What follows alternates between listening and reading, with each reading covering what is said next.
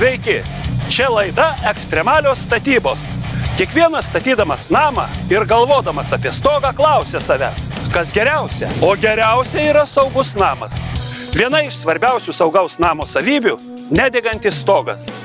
Šiandien labai ekstremaliomis sąlygomis bandysime sudeginti 5 stogus. Tarp jų Lietuvoje uždrausta asbestinį sproginėjantį šiferį, sunkiai prie ugnies židinio leidžiančią prieiti skardą, degųjį bitumą ir kitus, mažiau arba visai nedegius produktus.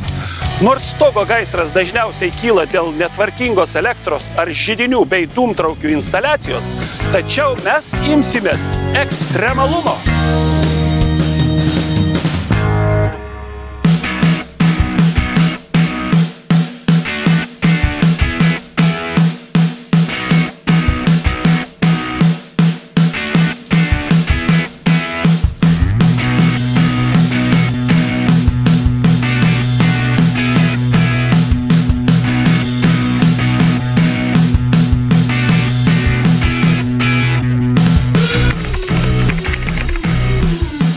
Štai matote padegamus indelius su biokuru, kurio ugnis tokia pat kaitri kaip ir tikro gaisro.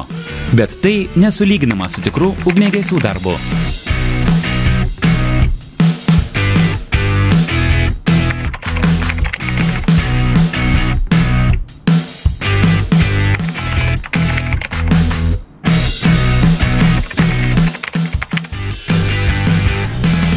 Skardinys vienas iš sunkiausiai.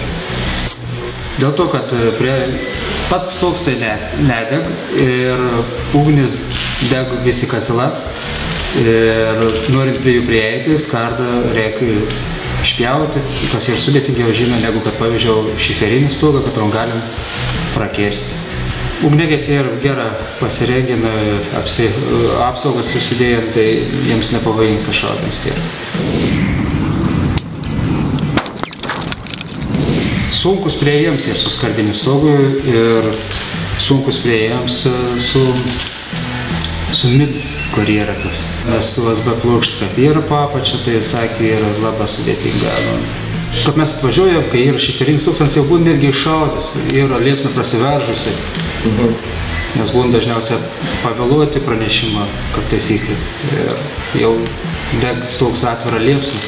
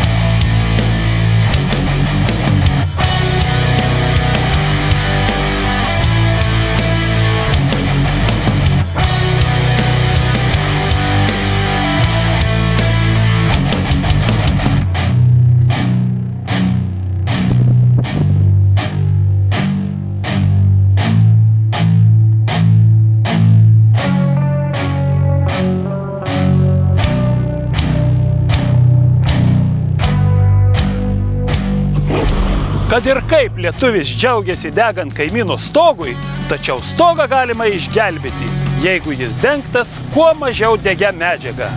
Iki greito!